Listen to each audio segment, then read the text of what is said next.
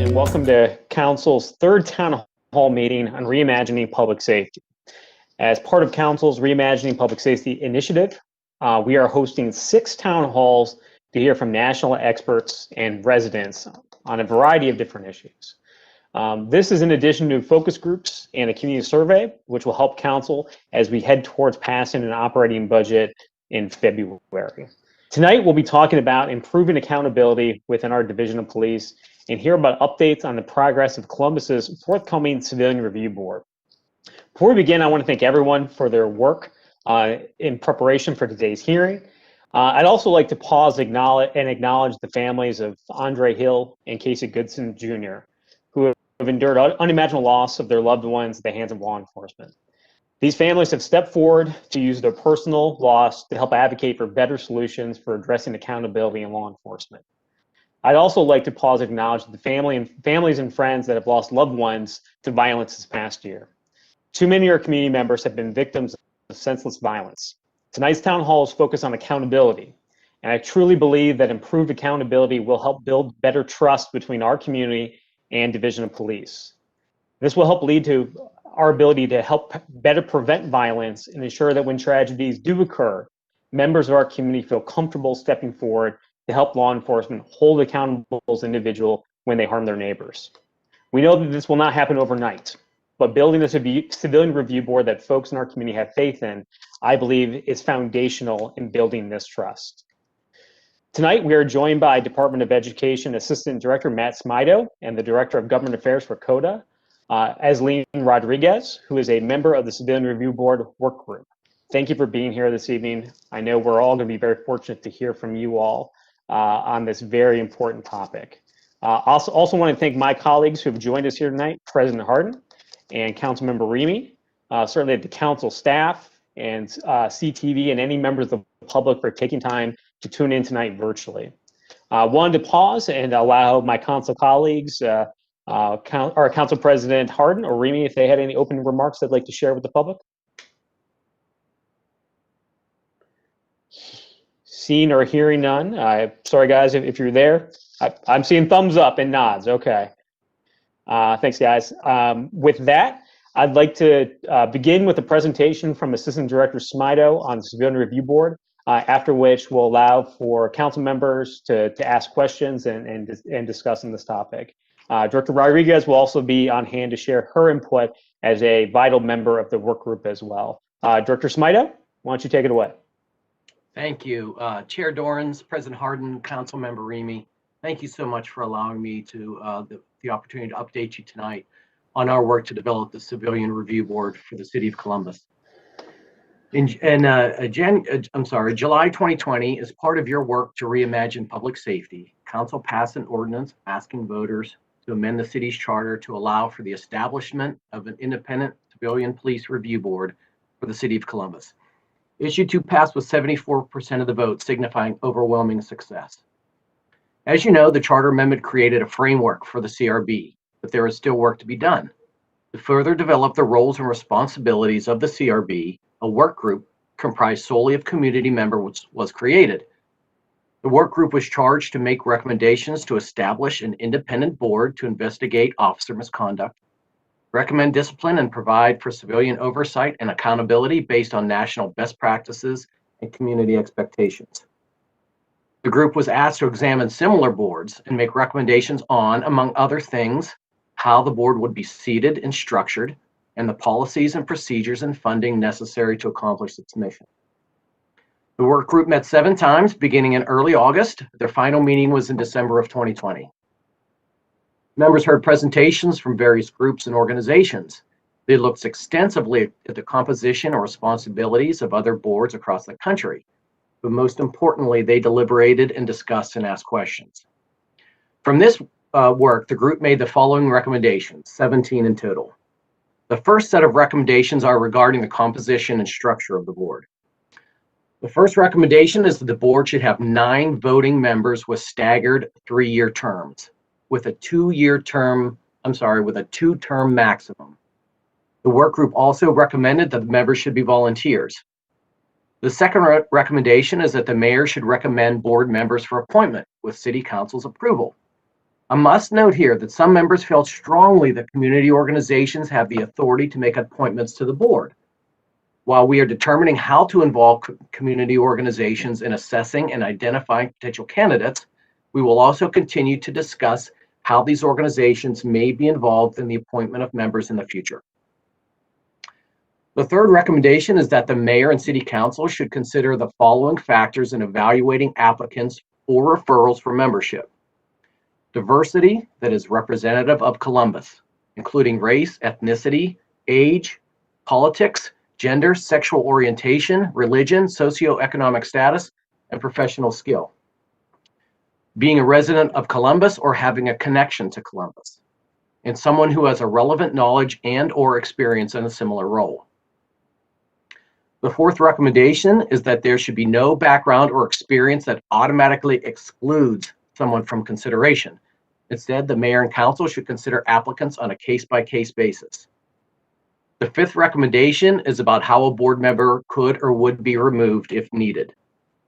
The sixth recommendation is that the term of the Inspector General should be 5 years with a possible renewal for another 5. Recommendation 7 is that the board should consider the prior investigative experience of applicants for Inspector General, though that experience and background need not be in law enforcement. The eighth recommendation is that the board members should receive training in police tactics, constitutional law, de-escalation, implicit bias, and other valuable topics at the beginning of their terms and throughout their years of service. The ninth recommendation is that the board should meet at least quarterly, though we figure they'll meet more than that. Now, the second set of recommendations are regarding the functions and powers of the board. Recommendation 10 is that the board and Inspector General should have broad, independent investigative powers, including the authority to investigate allegations of excessive force and misconduct. The 11th recommendation is that the Inspector General should review the fairness of internal affairs investigations, and if needed, recommended changes to policies and procedures related to those investigations.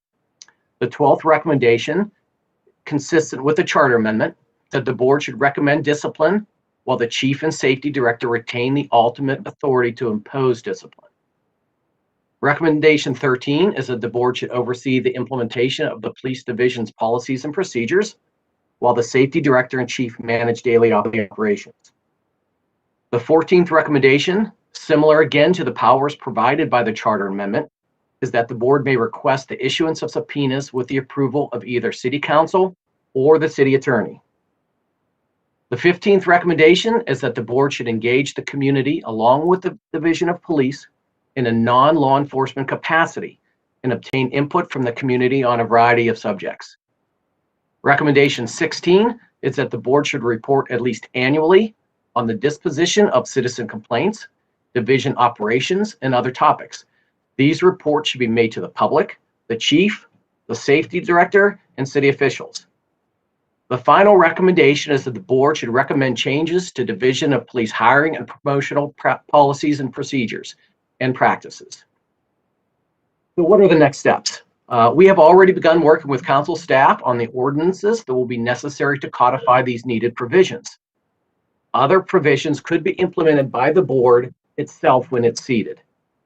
An application for membership for the board was introduced on December 16th and closed on January 15th. We encouraged everyone interested to apply.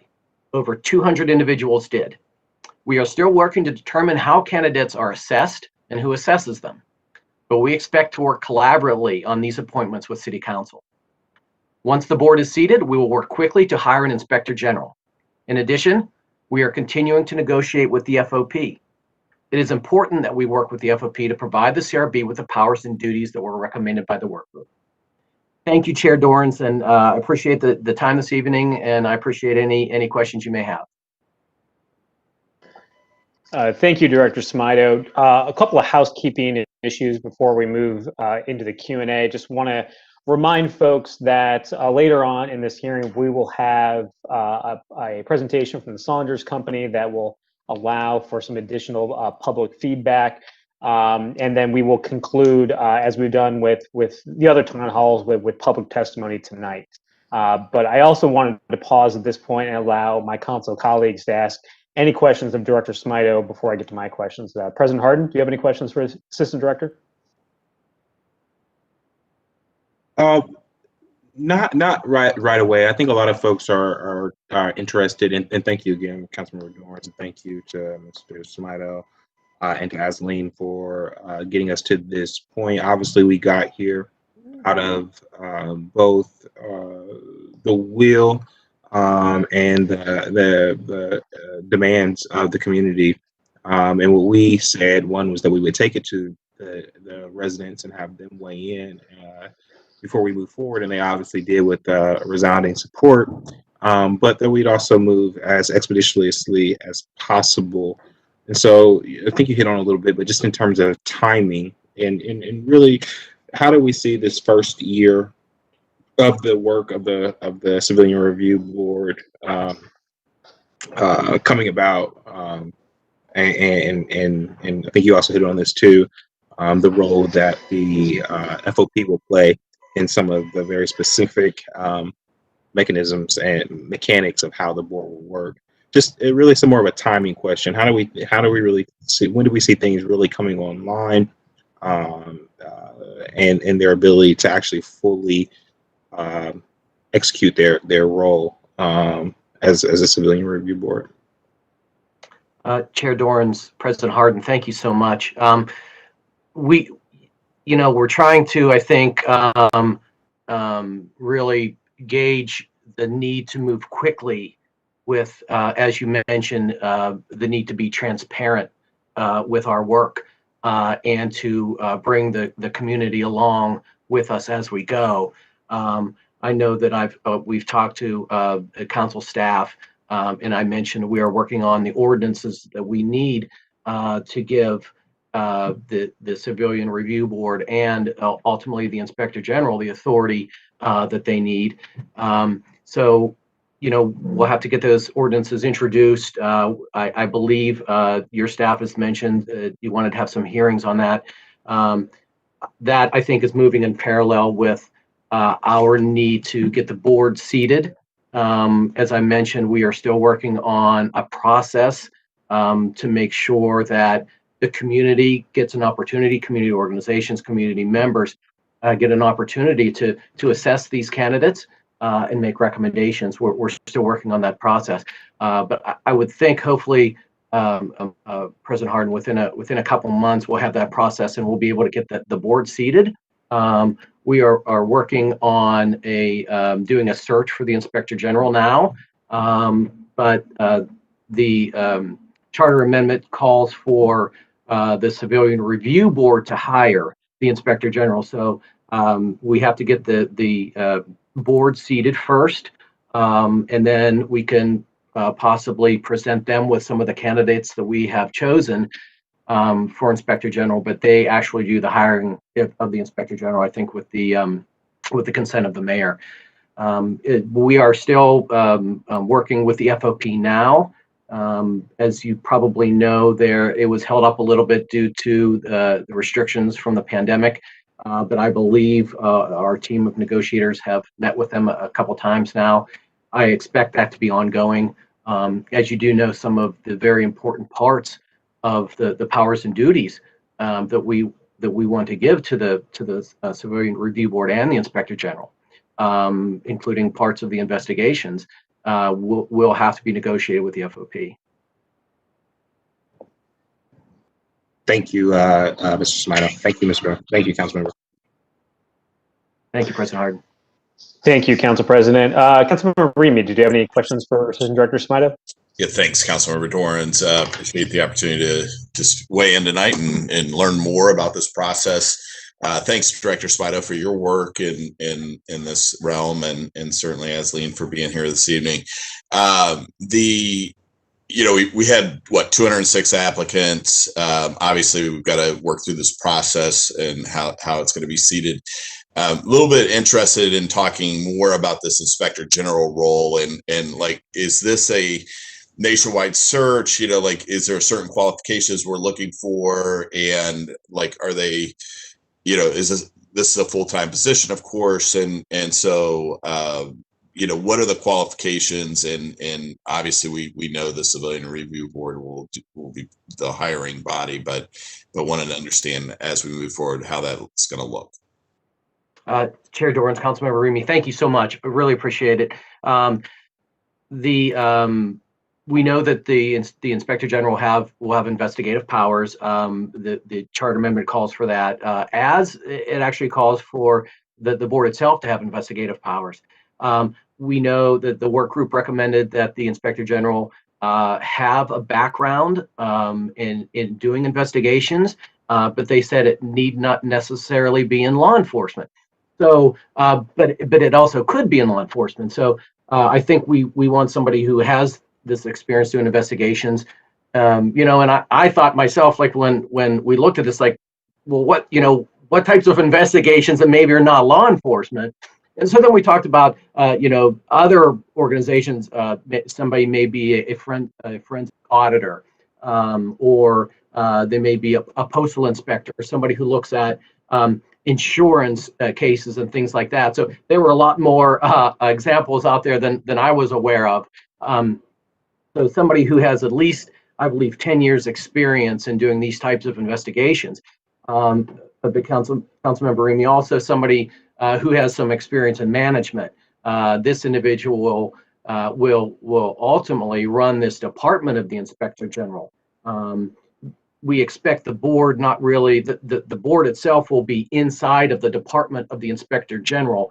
So we don't, the board would not carry on any type of administrative or management function of the Inspector General staff itself. It would operate as a board like the Department of Health or the Board of Health or the Health Commission in that type of a function. So I think it'd be a really exciting time for an Inspector General to come in. They would be responsible for setting up their own department, figuring out how many inspectors that they would need, administrative staff, things like that. At this point, I have heard that we're thinking about a national search. I think we really want to make a case for this as an excellent position, the inaugural role really of this Inspector General to come in and make an immediate impact on our city.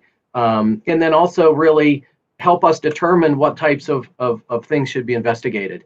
The work group, the charter amendment says, officer misconduct, but the work group went a little further. They said that the Civilian Review Board and the Inspector General should be able to investigate, as Lean knows, anytime an officer pulls their firearm or whether they use supposed non-lethal force, such as a taser or baton, things like that, and then any officer-involved fatality. So we're really excited, and we really think we'll get some great candidates. Thank you, Director Smito. I appreciate that. Thank you. Thank you, Councilmember Remy. Director Smito, I had a couple of questions, and Director Rodriguez, if you at any point want to jump in with, I think, a very helpful perspective of what the work group looked at that may have imparted upon some of the legislation we're likely to consider at council. Certainly very interested in having your perspective as part of this discussion as well, since that group was made up of so many community leaders like yourself to really bring an additional lens to sort of this discussion. So feel free to jump in at any point here if you'd like. Director Smito, one of the things I think when I have spoken with members of the community and in the media over the past several months since the charter amendment was passed was this question about how does discipline recommendations fit within, say, the FOP contract as it exists today, which again may be different in the future, it may not be.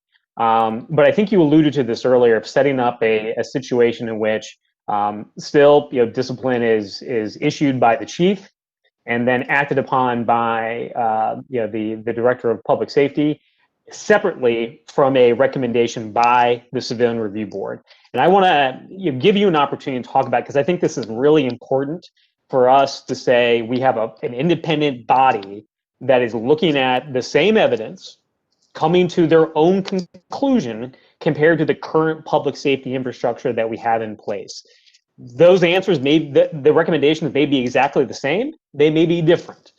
And I want to sort of hone in on that for a second, because I think that is really key, even if there aren't changes currently to the FOP contract, that process can happen and shine a light into a process that members of the public right now may not have a lot of trust in, and may not be able to see behind what they perceive as sort of a curtain.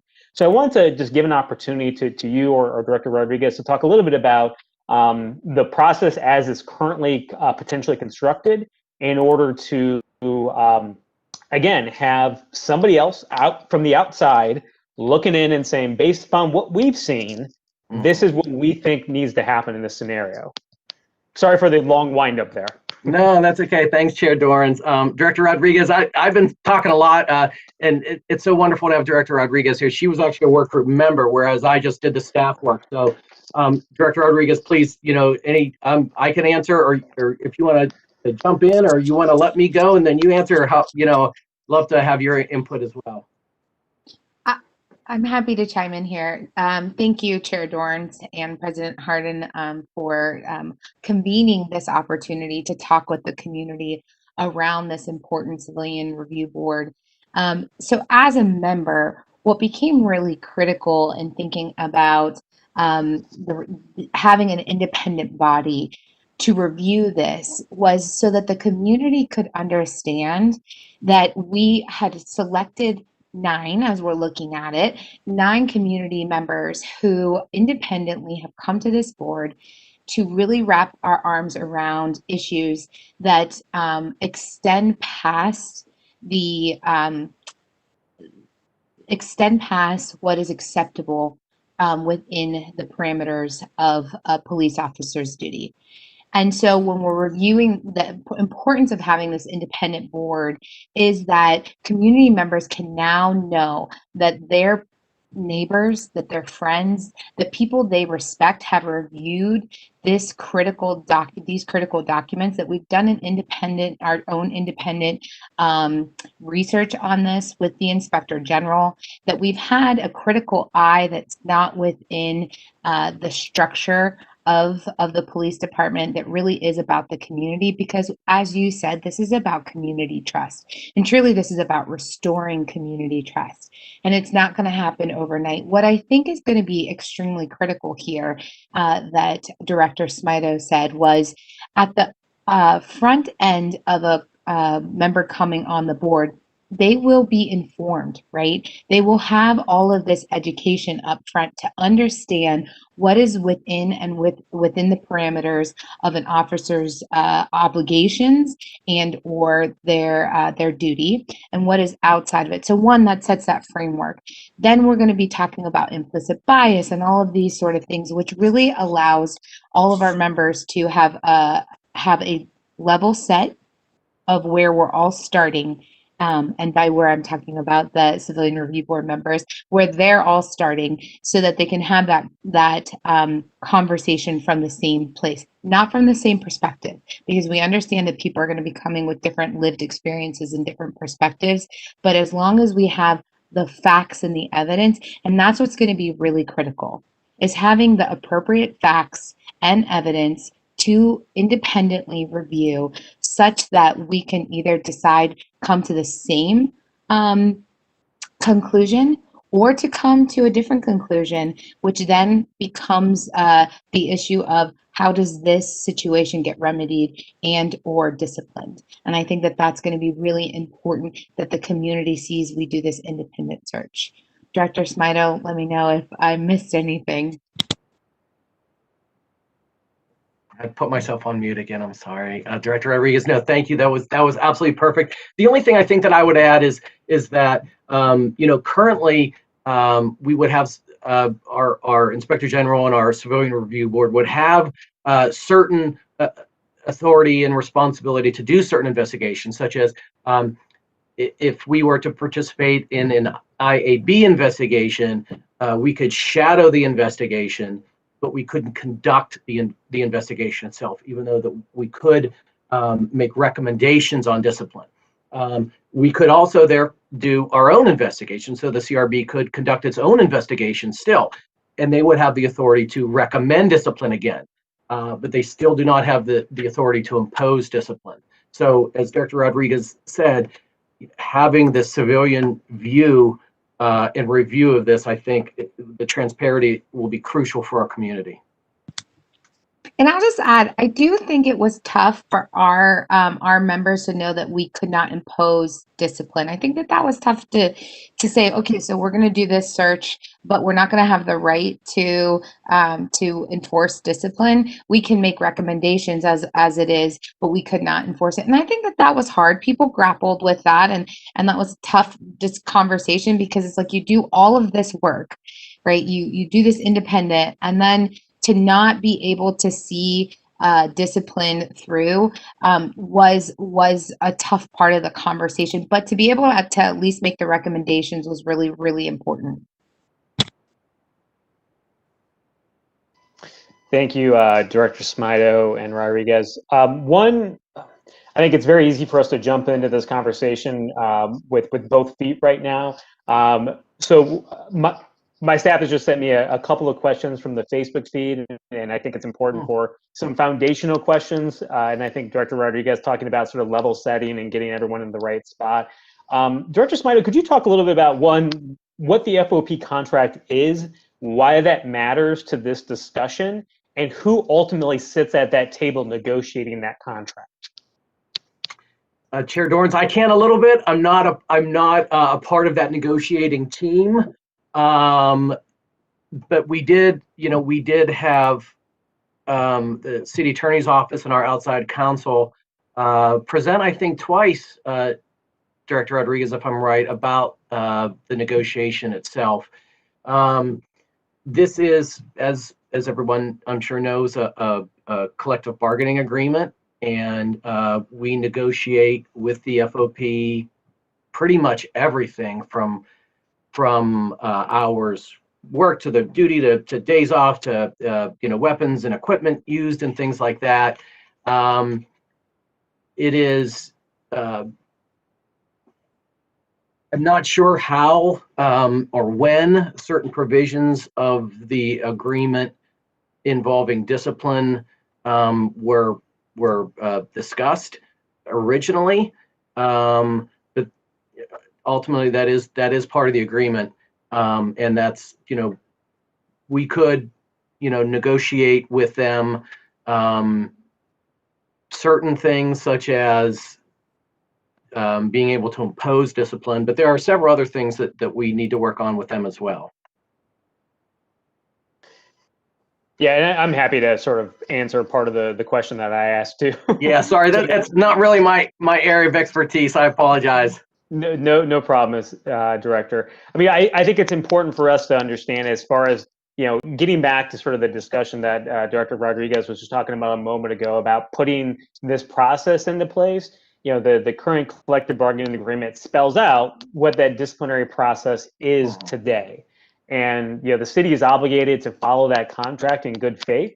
Now, again, if we wanted to change that, that would be something that we are obligated, both under state law and as a contractual matter of it had already been negotiated for to change that. So the contract is currently being negotiated between the mayor's office and the FOP currently. And certainly, as we talk about recommending discipline versus, say, a binding discipline, which I know is something that has been a point of discussion within the community, as far as like what the civilian board can do under the constraints that currently exist, or what it can do in the future. And I think that when the public asks that question about how does this contract play into this discussion, I think it's important for us to sort of set that foundation so that again, we're very upfront and transparent with members of the community about what this will do and what it won't do, and what it will do today and what it might do in the future. And I just wanted to take a moment, because I know we had a couple questions come in on the Facebook chat about how this applies, and just wanted to make sure that we all get there together and try to make sure that we sort of have this discussion as an informed community as much as we can. And thanks for the life raft, You're welcome, Chair. Director. Just to add, to put a fine point, the one to your point, the Civilian Review Board will not negotiate with the FOP. That is not a role that the board would do, and we understood that as we learned a lot during having people from different cities and best practices coming in, and just understanding that. So that is really important for people to know, that the Civilian Review Board will not be in negotiations with the FOP. That is not part of the role of the board. Thank you, Director. I think that's a very important point to underline for folks to understand what that body's purpose is and what it doesn't do. So thank you for making that very clear. Wanted to ask a question, Director Smido, logistics about how the details get sort of President Hardin talked about sort of that timeline piece earlier. But one of the things, and I think Director Rodriguez can speak to sort of her experience working with the group here on filling in some of these details, is that, when this went before voters, I don't know how many words offhand it was, but it's I think maybe 100 or 200 words total. The charter amendment itself was not a particularly long, piece of legislation. It's sort of, the way that I put it, set really a foundation for what we want to have put in place, which I think is very important to what we discussed here, is the independence of the Inspector General, some of these other very fundamental things, but it also left things open to fill things in, like how many people are on the board, how are they going to be appointed. Director, could you talk a little bit about maybe the reason that the city did so, and then Director Rodriguez, if you might want to chime in about sort of what that process has looked like from the advisory group, of how you've done your work to come to some of the conclusions you've come to, because the legislation that comes before council is going to be largely in part, like, members of the community had a little bit better of an understanding of how, when those legislation come before us, how we got to that point, because I know that work was difficult, and looking at how folks in other communities have done this to try and do this right for us here in Columbus, I think is really important for folks to understand as a community. Director, you are muted again, sir. I apologize. I'm sorry. You're good. You think I'd be ready for that? Thank you, Chair Dorans. You're exactly correct. There are certain things that we wanted to make sure that we were put into the charter amendment so that they could not be changed, and so we do create this framework and establish the basics of a civilian review board that we wanted established. Important in there, obviously, was that we created the language that the Civilian Review Board and the Inspector General have broad, independent investigative authority. Importantly, also in there, we put in about the budget. We had a lot of questions. Is why did we put this information in about the budget? That it should be consistently and adequately funded. When we looked at other civilian review boards across the country who were maybe developed at one point and then maybe had lost some of their influence, we looked at a lot of the reasons why those things had occurred. You could have a mayor and you could have a city council that implements these provisions.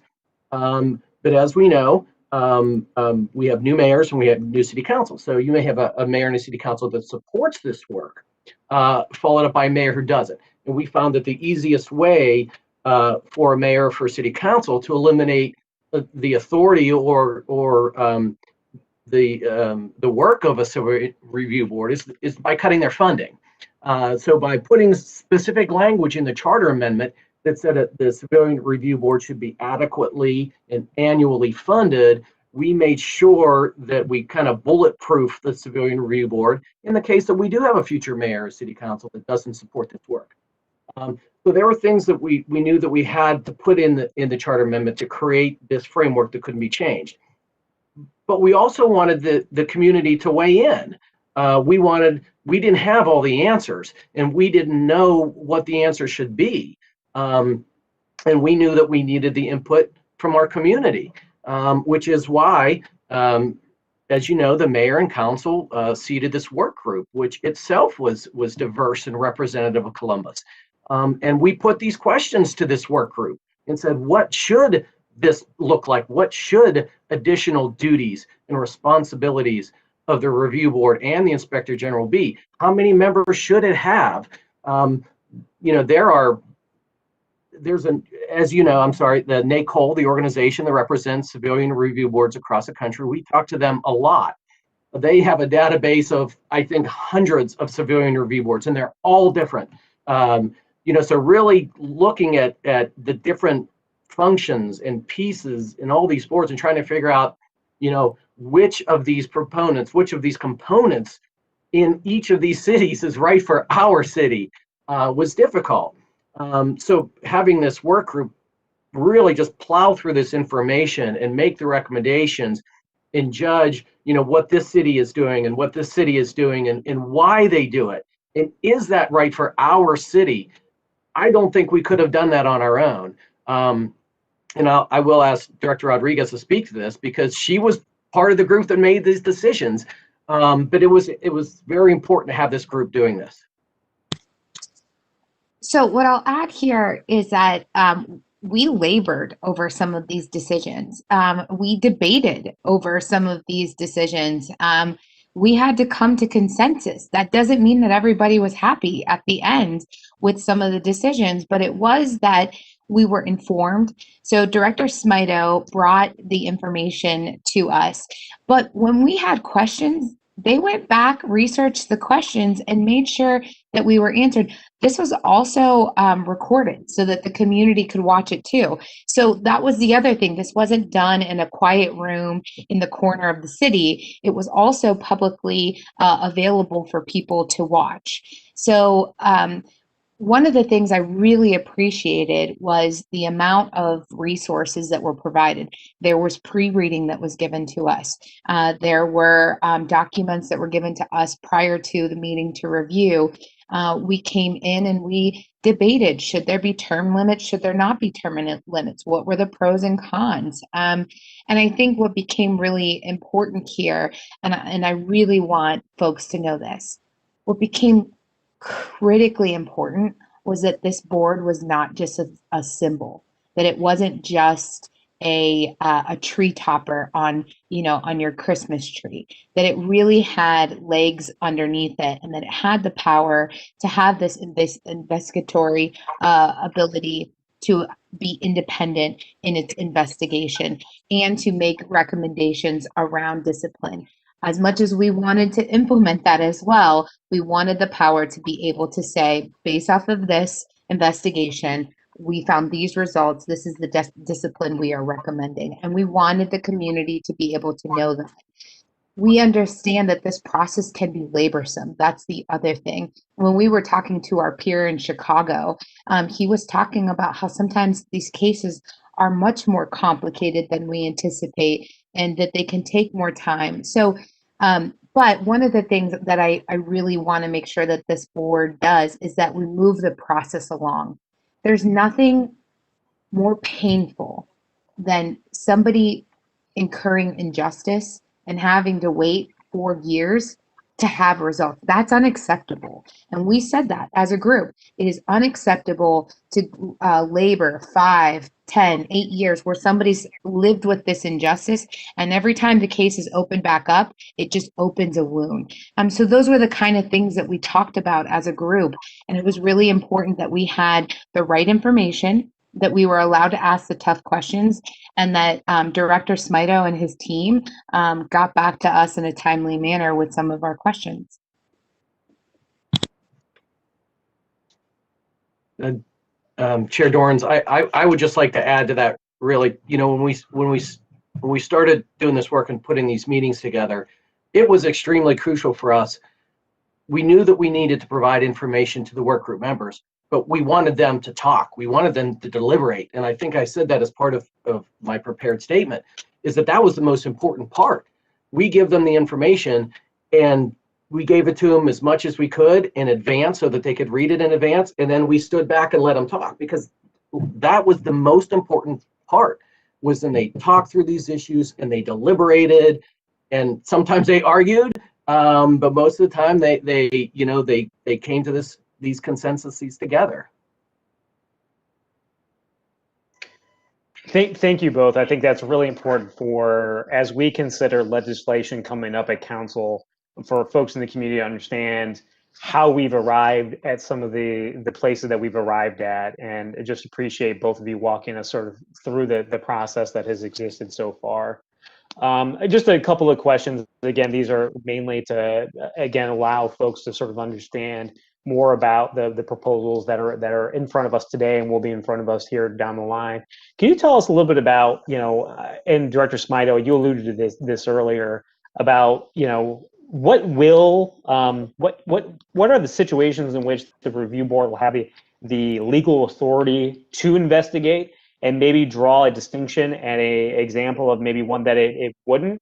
And I know this came up for a lot of folks here recently when there was, unfortunately, the tragedy with Mr. Goodson, and some folks being surprised that that incident would not be within the investigatory power of a civilian review board. So I just wanted to know if you could walk us through what types of things and the review board would have power, maybe some things that, to clarify for folks, it wouldn't, based on the charter amendment and the likely legislation that council's to consider.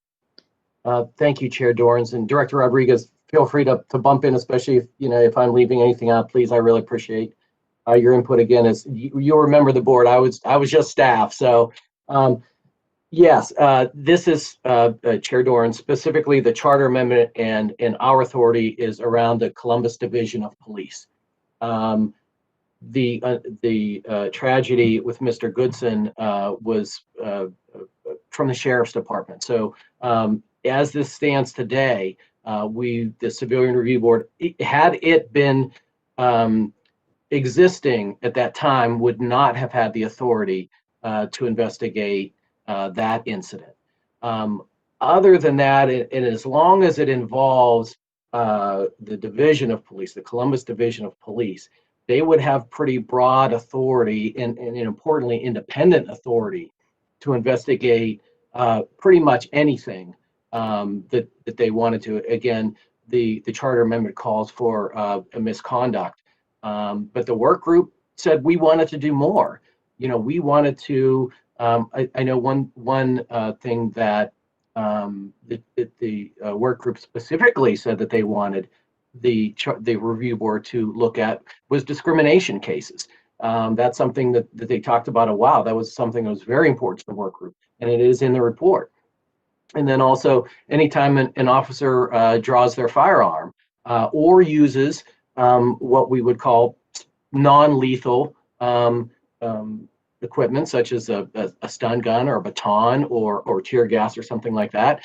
And then, of course, anytime an officer, there's a fatality. I mentioned before that there are some things that the group could not do currently, that the board would not have the authority to investigate now, and those would be some of so if there's an existing internal affairs investigations, they could the review board members could observe that investigation. They could not conduct it alongside the internal affairs investigators, but they would have the authority to conduct their own investigation. Pretty broad independent authority. We wanted to make that clear in the charter amendment, and the work group reinforced that and added to it. And Director Smito, I can't remember this, so I don't want to speak out of turn, but I think this is a question that folks would want to know. How could somebody report this, right? Because, I know you're saying draw a gun or, use a stun gun, but it was also not that it's that we know, but a community member wants to report something that and happened potentially to them with a police officer. What were the avenues? I can't remember what we landed on. Yeah, Director, thank you. And Chair Dorans, thank you. We wanted the review board and or both, the Inspector General, to develop a process that is confidential, so that someone who had a complaint on something could go outside of the Division of Police and outside of Internal Affairs to make that complaint. Right now, if you want to make a complaint about a police officer, that has to be filed through the Internal Affairs Office, which of course is part of the Division of Police. That's one of the things about being independent from both the Division of Police, is that you would be able now to file a complaint directly with the Civilian Review Board and the Inspector General. And important to note that neither the Inspector General nor the Civilian Review Board is located within the Division of Police. So it's completely independent. We wanted to make sure that citizens felt confident and secure in making these complaints. But we will charge both the board and the Inspector General with developing an independent, confidential process to receive and process complaints. Thank you, Assistant Director. And then I have one comment I think that lends itself to the discussion we're just having. And then I think one final question to, again, provide a little more education about what the board does and doesn't do.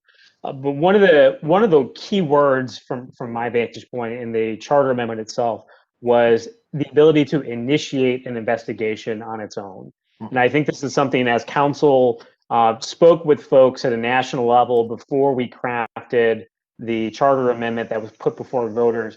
We put that word in there very intentionally to allow the review board not to wait for an incident to occur to be able to initiate an investigation. You know, if they hear something secondhand or thirdhand, or a community member comes to them, or frankly, just based upon a pattern of behavior that they've seen, they have the ability to initiate on their own without having to be just reactionary. Because I think, you know, some of the processes that we have in place at any level of government are very reactionary. We're waiting for something to occur, and then we do our best to try and fix it and hopefully fix it in the future. And while that is good and admirable, we need to be proactive when we're talking about a subject like public safety in which people's lives are on the line. So I just want to underline that when we talk about the powers that the board have, that was a very specific thing that council had in there, working with the mayor's office when we put that before voters in order to make sure that power existed, again, to be proactive and be less reactionary, you're sort of moving forward. So I think that's sort of, as we have this discussion about, you know, the powers of the board and how it's going to be developed, I think is something very important as we talk to national leaders about how that would work. But the last question I have that's more sort of an educational thing, I think, for the folks tuning in here tonight, is that as we've talked about accountability, right? As we talked about accountability for folks that potentially have engaged in misconduct, the question of qualified immunity comes out from a lot of members of the public.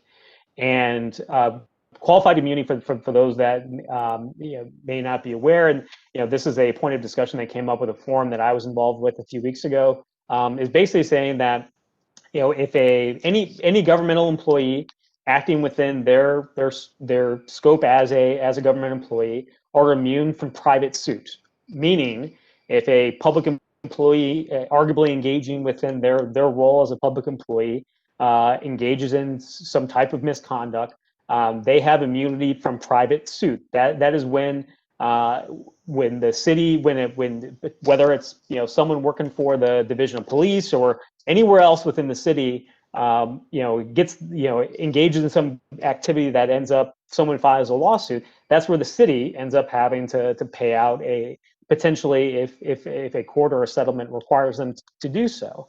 And there was a lot of questions that have come up around this discussion of how does qualified immunity fit within Civilian Review Board? How does this fit within how settlements or anything like this would happen in the future? And I just want to underline this because it's qualified immunity is a creation of both state legal precedent and federal court precedent. And the review board itself does not change that.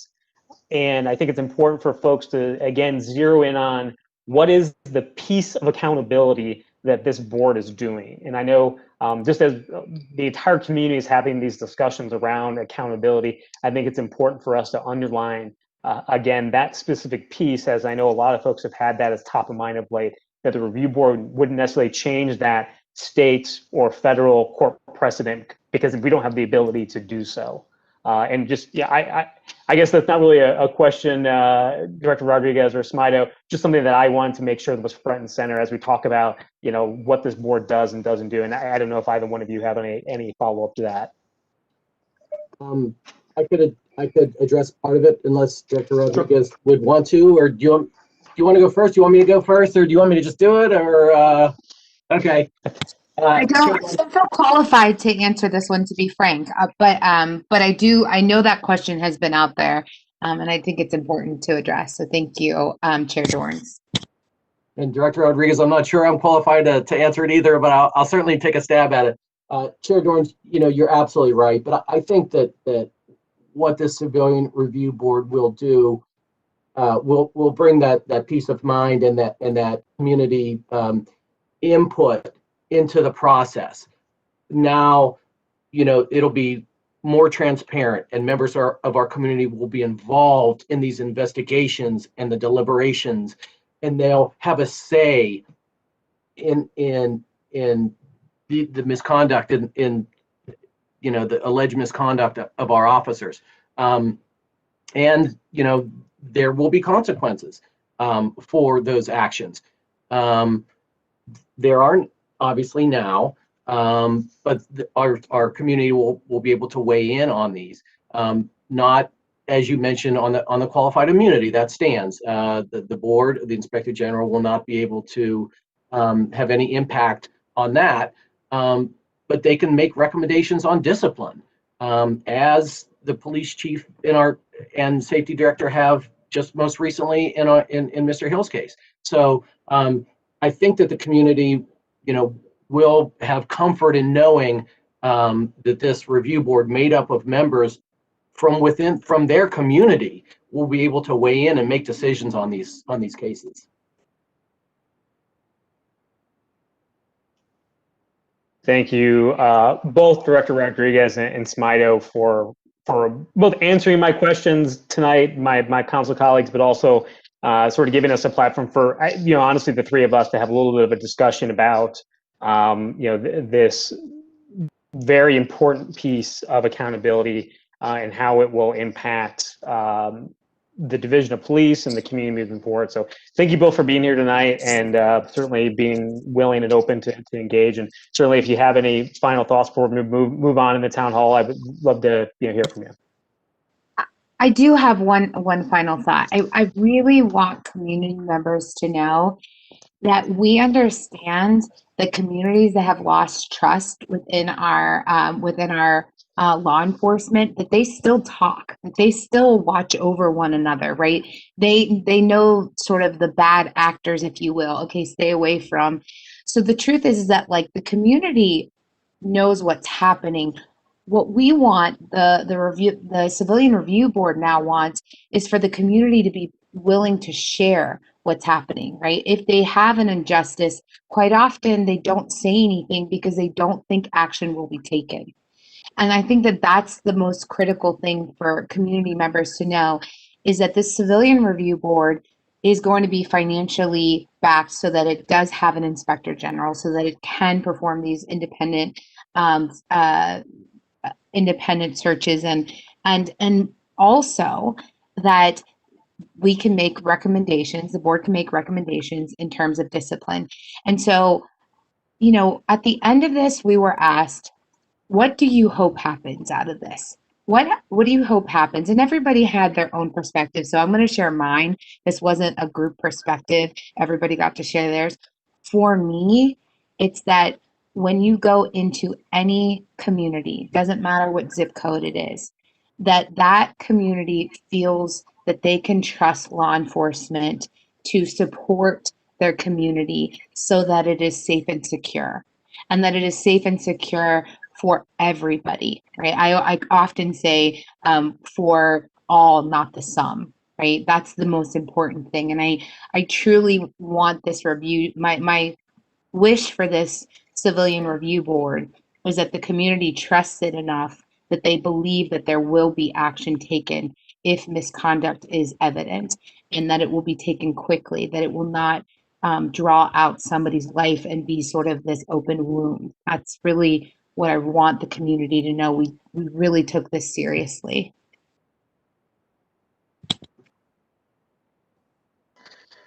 Thank you, Director Rodriguez. I think that's a perfect way to sort of lead into the next part of the town hall, which is leading into a community engagement part of this discussion.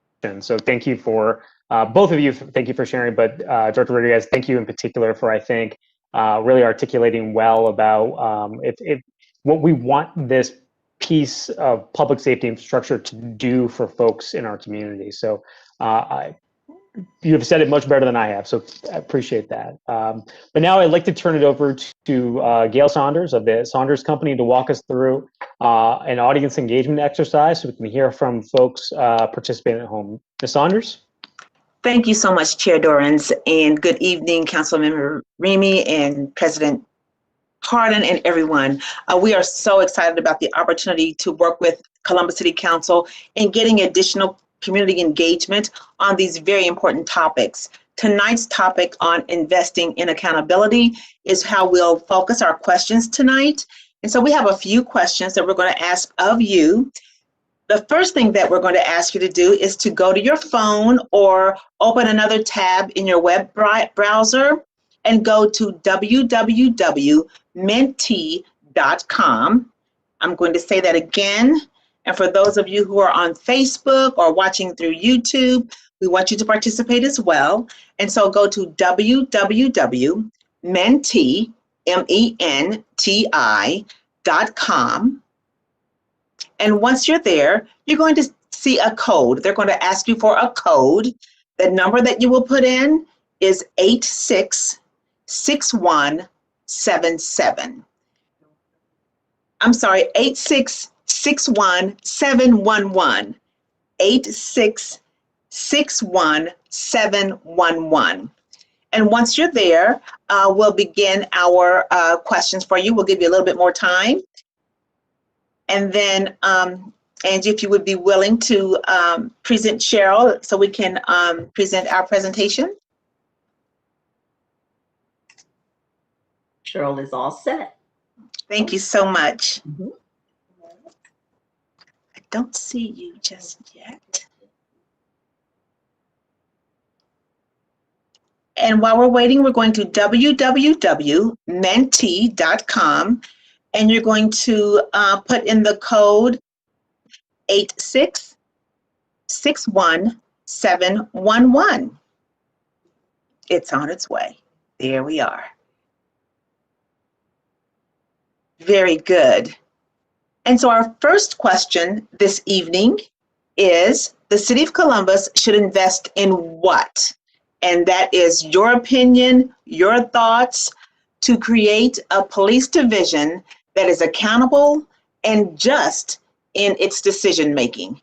We've had the conversation around the Civilian Review Board, but what other ideas do you have that will help Columbus City Council make some budget decisions around other ways to invest in accountability and to create a police division that is just in its decision making? Oh, and so you're already giving your comments. And so we appreciate these. National search for the Inspector General. How will the community be able to participate in the selection of the board? Trauma care and counseling for officers, something to invest in.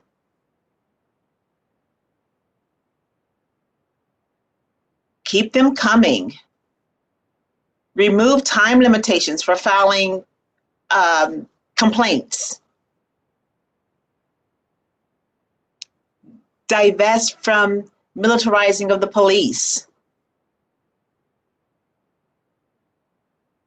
Got some information about Columbus Public Records as well.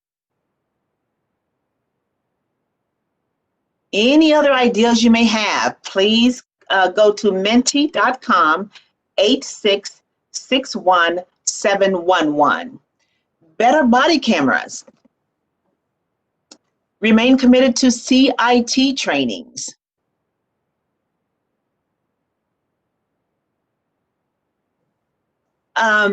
Ensure other ways for community engagement, and City Council is doing a number of things, including a survey that we are pushing out to the community as well to capture additional insights. And a series of focus groups as well is occurring throughout the city. We have about 25 more seconds. Remove time limits on records retention of officer files. Create organizational firewalls between CPD and the investigatory bodies.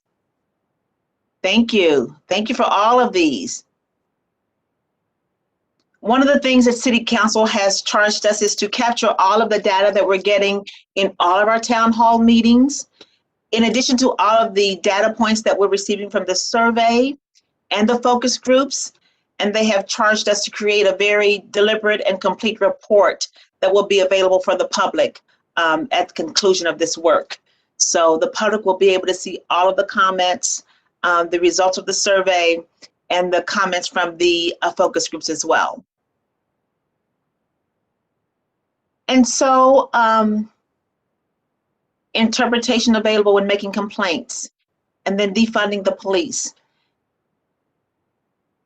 So one more minute. I think, Cheryl, are we getting any others still coming in? Okay, wonderful. Thank you. Very good. Thank you for your comments. We will now go to our next question. And this question really focuses on what can the City of Columbus do to improve the Columbus Division of Police, and taking into account accountability, but other ideas that you may have related to ways that we can improve the Columbus Division of Police. Talk to the police department, IT department. Any other ideas? And this is an opportunity to broaden the conversation a bit. But of course, anything else you have related to accountability as well.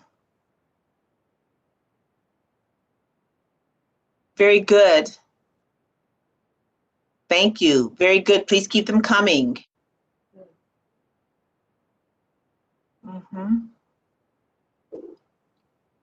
Get rid of the current Columbus Division of Police. Videos of officers in the PD department outside of PDIT.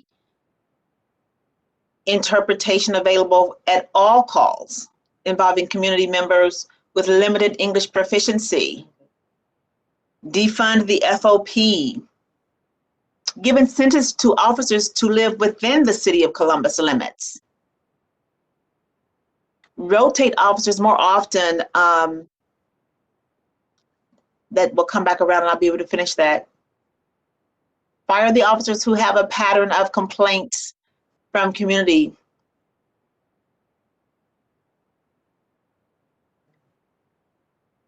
Please, we have about another 20 seconds.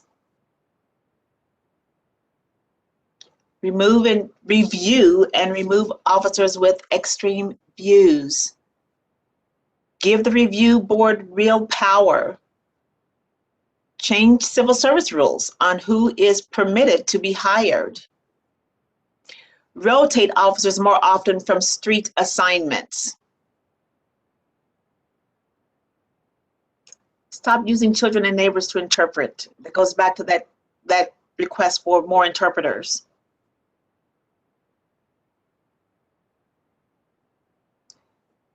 Don't rotate officers to different zones. Keep officers in the same zones. Again, that comment about incent officers to live in Columbus. We have about 20 more seconds. More recruiting and hiring from within the city limits. Remove weapons and use current funding for de-escalation training.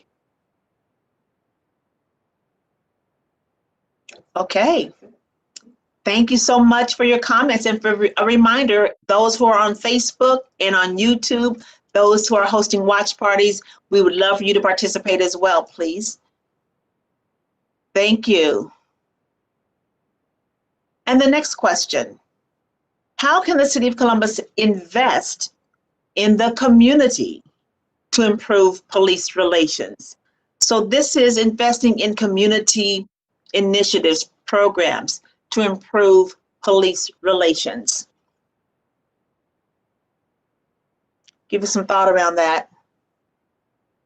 Thank you for the columbusgreat.com, more diverse officers.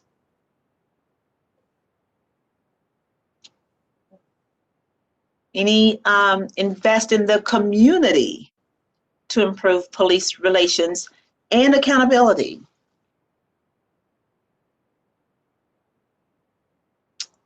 Give us a little more time for your answers. Give it some more thought.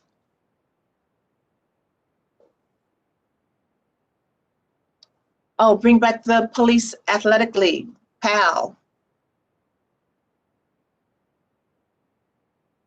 Give multiple ways to contact the review board. Invest in education, food access, mental health, and affordable medical care. Education for youth on how the system works. Anything else? Stop sending police to handle issues that they are not trained to handle. Invest in health workers, housing initiatives, wellness, resources for addiction, and those in crisis. We've heard that in some of the other town halls. Thank you for everyone for continuing to provide your thoughts and sharing your voices. More education around limitations from the FOP contract. Again, affordable housing and those issues related to the social determinants of health. Stop gentrification in the communities. Community-led trauma support groups. Keep the ideas coming. We have about 20 more seconds, or if we need more time, we certainly can take the time if you have more ideas. Cultural sensitivity courses, more community health workers. And we've acknowledged the MakeColumbusGreat.com. And, oh, I see that again, okay. Remove funding from police and give to Columbus City Schools. Collaboratively work with nonprofits and churches and other city entities within the precincts they serve. Thank you. And spend more time with community organizations who are working on community justice. Different emergency numbers. These are, thank you. This is, we're getting a lot of energy around this question, which is excellent. Do you still have more coming in, Cheryl? Okay, we'll stay a little longer here. Chair Dorans, you see there's a lot of energy around this question and quite a few comments. And then we'll go to our next question. And this is asking you, Columbus City Council wants to know, what is your vision for creating more accountability within the Columbus Division of Police? And you may have shared some of that in some of your other responses, but think bold, think broadly, think about what other cities across the country are doing or have done. And this is an opportunity for you to really be bold in your thinking about your vision for creating more accountability within the Columbus Division of Police. Thank you. Thank you.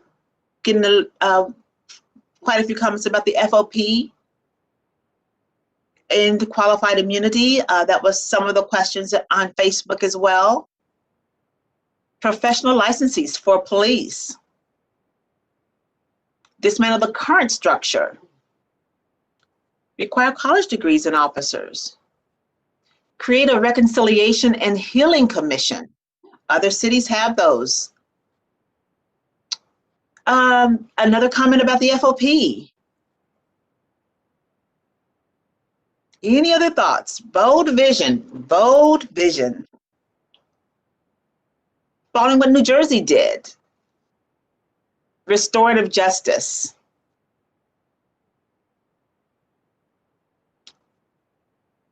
Anything else?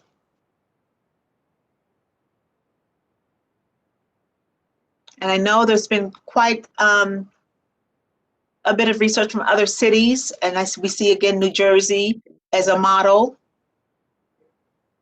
Data-driven accountability, focusing on that.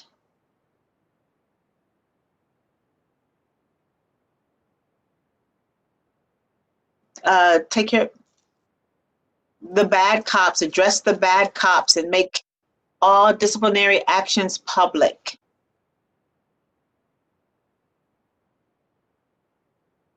The community defines how they want to be protected.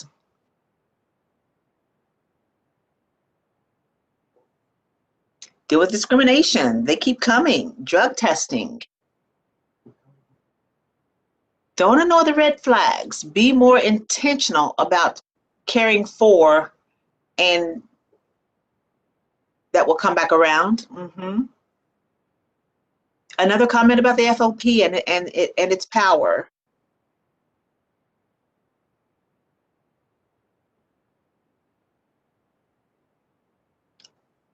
Talk with retired officers.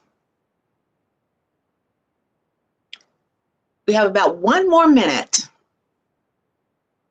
Civilian Review Board with power to remove officers. Fire and charge police when crimes are committed.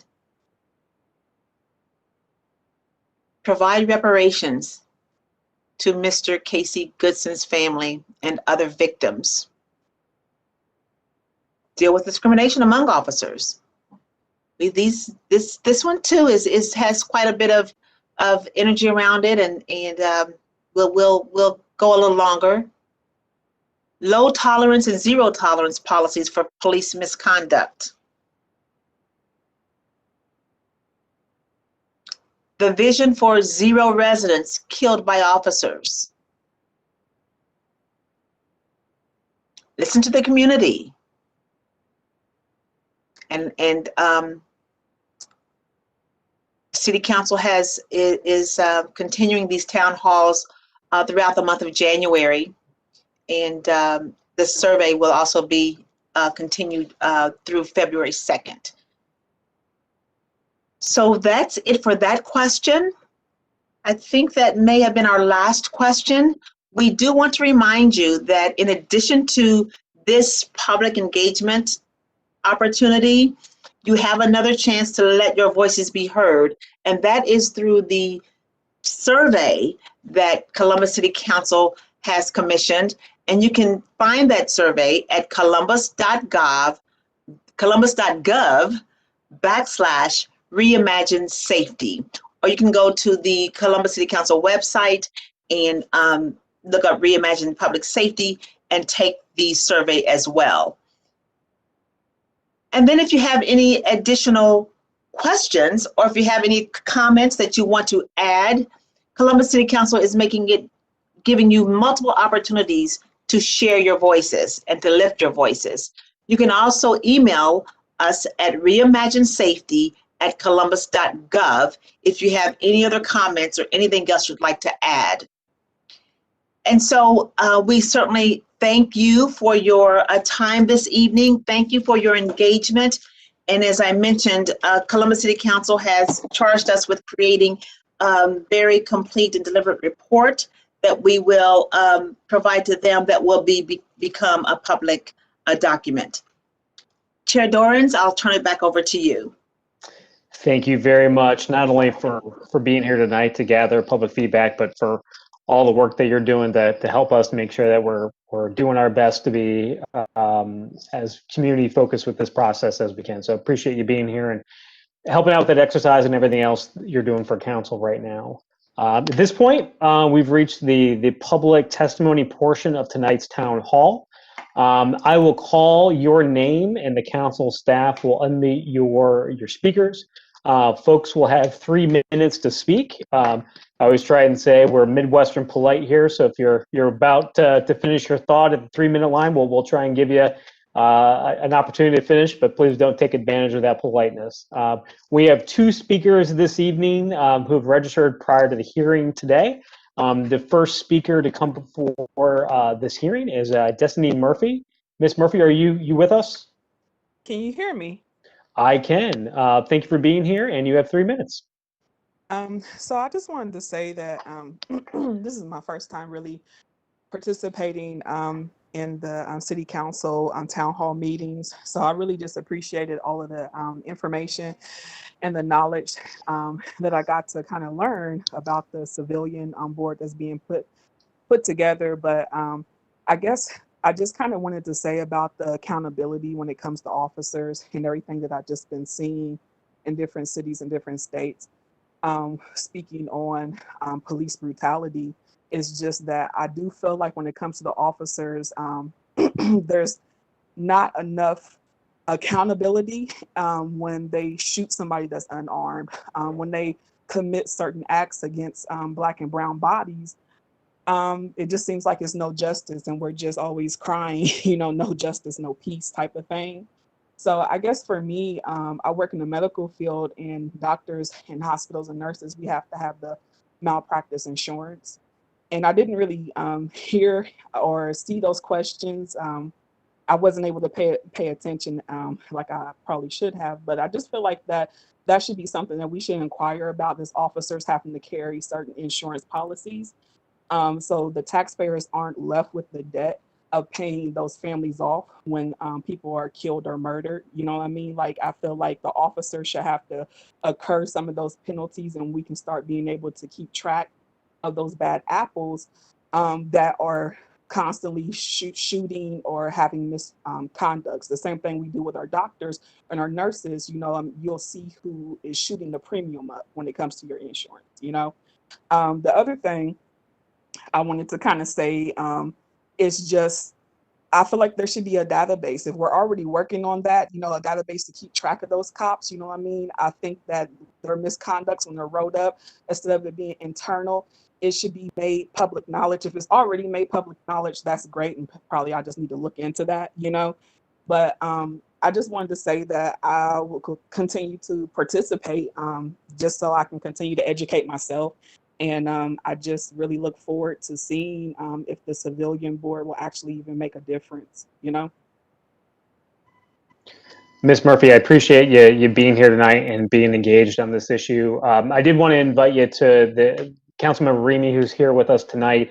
He's having a town hall next week, which focuses on civil service reforms, which I think speaks, at least in part, to some of the concerns that you have about how we structure our internal rules for hiring and who becomes an officer.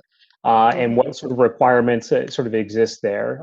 So I would highly recommend you check that hearing out or learn more from his office, and certainly work with them.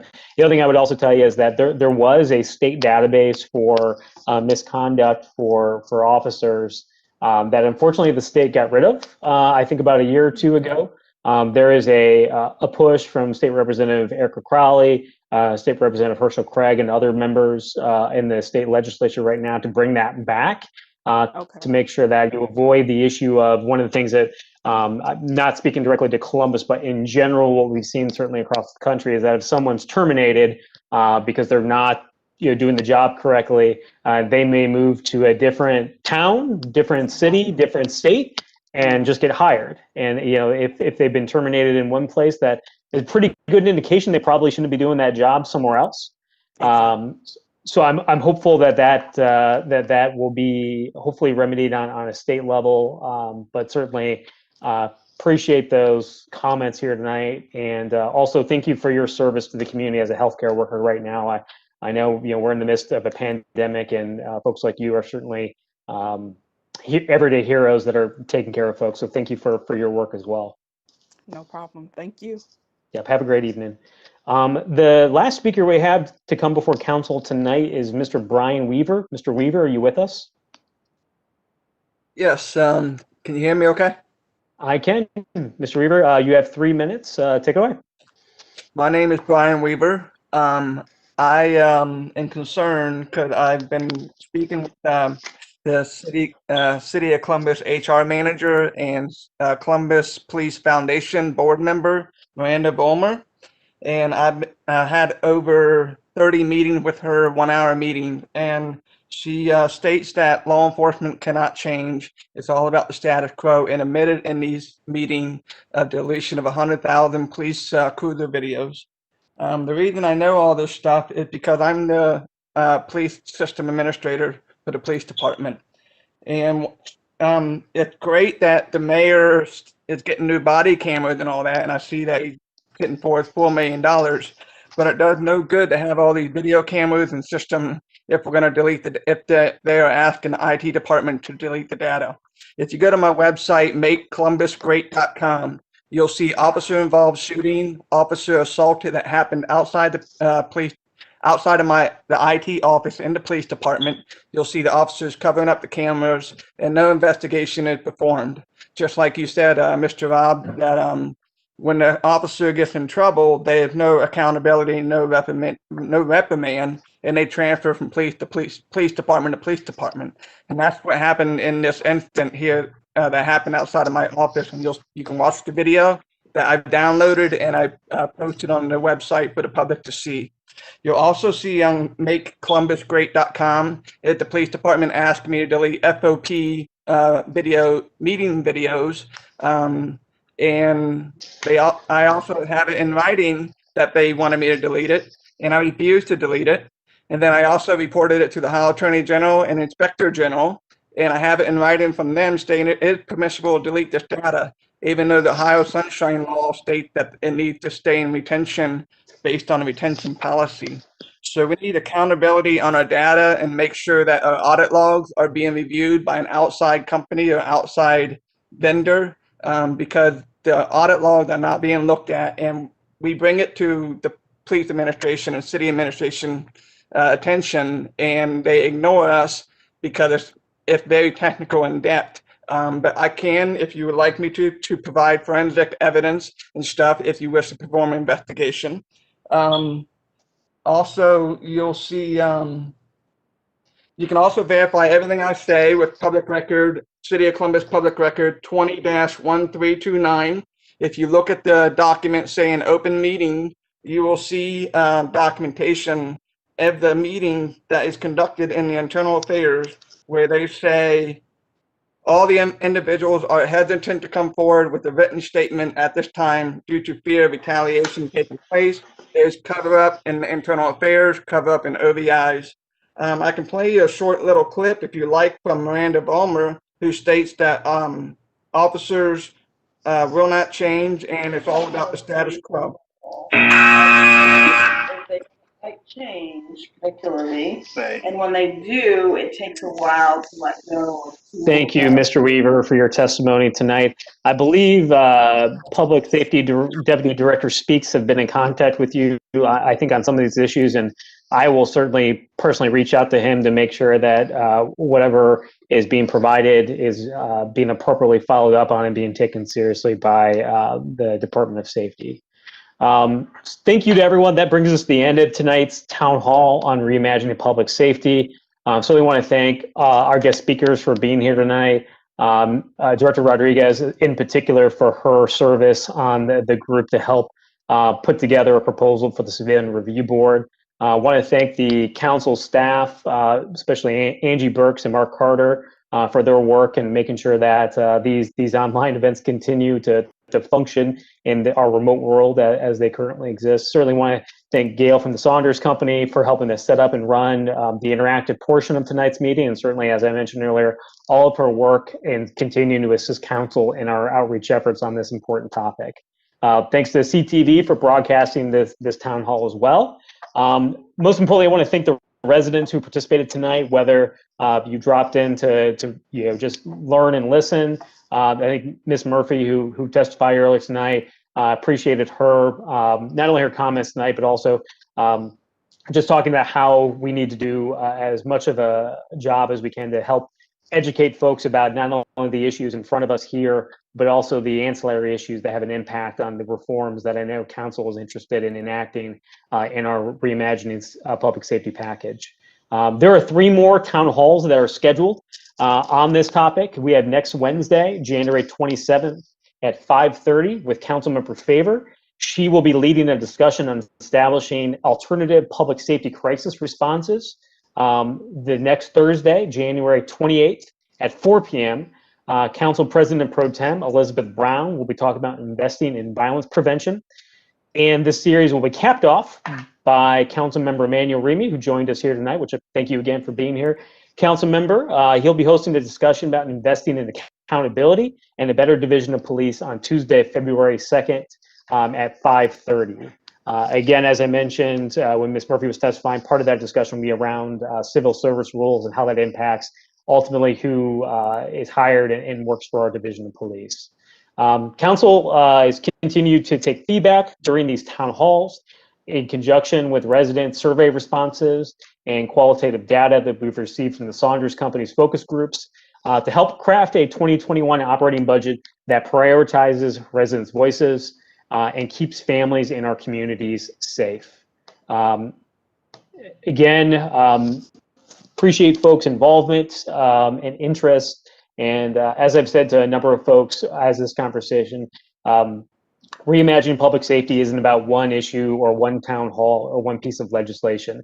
It's a continuing dialogue. It's a continuing amount of legislation and policy reforms that all of us have a role, elected officials, members of the community, leaders, to come together and continue to push forward to make sure that we have a community in which everyone feels safe. And that's something I think that Director Rodriguez mentioned a moment ago, is that safety is for all of us, not just some of us. And that's ultimately what the goal that we have in mind. We know we're not there yet, and we know we need to get there.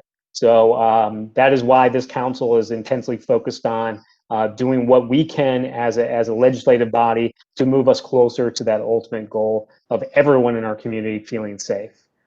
Thank you for everyone attending tonight, and that concludes tonight's town hall. Have a safe evening, everybody.